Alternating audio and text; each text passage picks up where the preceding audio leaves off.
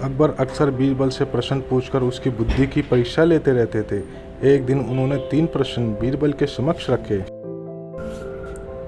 वे प्रश्न थे, पहला, ईश्वर कहाँ रहता है? दूसरा, ईश्वर कैसे मिलता है? तीसरा, ईश्वर क्या करता है? प्रश्न सुनकर बीरबल ने कहा, जापना, मैं इस प्रश्न पर उत्तर सोच विचार कर कल दूंगा। अकबर ने बीरबल को दूसरे दिन तक का समय दे दिया। घर जाकर बीरबल इस प्रश्न पर सोच विचार करने लगा। पिता को विचार मगन देख बीरबल के पुत्र से रहा ना गया और वह पूछ बैठा, पिताजी, क्या बात है? आपने जब से घर में प्रवेश किया है तब से सोच में डूबे हुए हैं। बीरबल ने अकबर द्वारा पूछे गए प्रश्न अपने पुत्र को बताए। प्रश्न सुनकर वह बोला, पिताजी, इस प्रश्नों का उत्तर बादशाह सलामत को मैं दूंगा। आप कल मुझे अपने साथ दरबार ले चलिएगा। बीरबल राजी हो गया। अगले दिन वह अपने पुत्र को साथ लेकर दरबार पहुंचा। बीरबल को पुत्र के साथ आया देख अकबर सहित सारे दरबारी हैरान थे।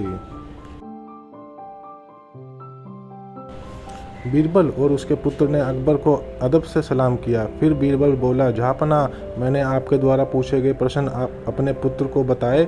वह उन प्रश्नों के उत्तर देना चाहता है, इसलिए मैं उसे अपने साथ दरबार ले आया।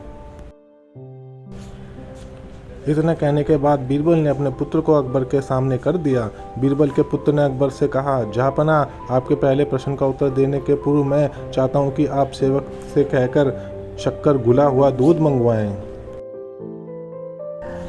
कुछ देर बाद एक सेवक शक्कर घुला दूध लेकर हाजिर हुआ। बीरबल के पुत्र ने कहा, जहाँपना, जरा इस दूध को चखकर बताइए कि इसका स्वाद कैसा है। अकबर ने दूध चखा और बोले, इसका तो स्वाद मीठा है।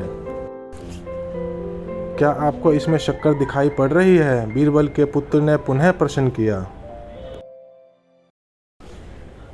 नहीं तो वह कैसे दिखाई पड़ेगी? वह तो पूरी तरह से दूध में घुल चुकी है। बीरबल बोले,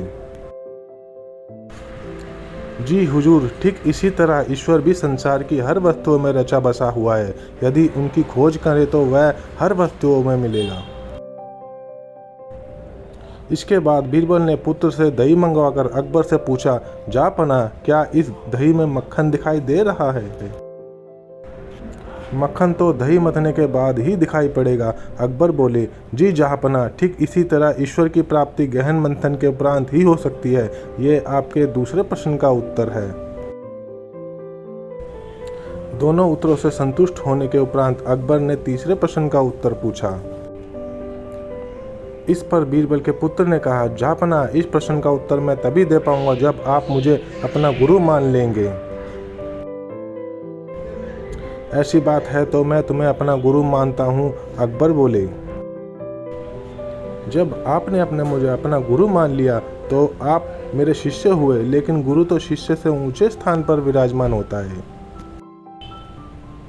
यह सुनकर अकबर सिंहासन से उठ खड़े हुए और बीरबल के पुत्र को सिंहासन पर बिठा दिया। वह स्वयं नीचे आकर बैठ गए।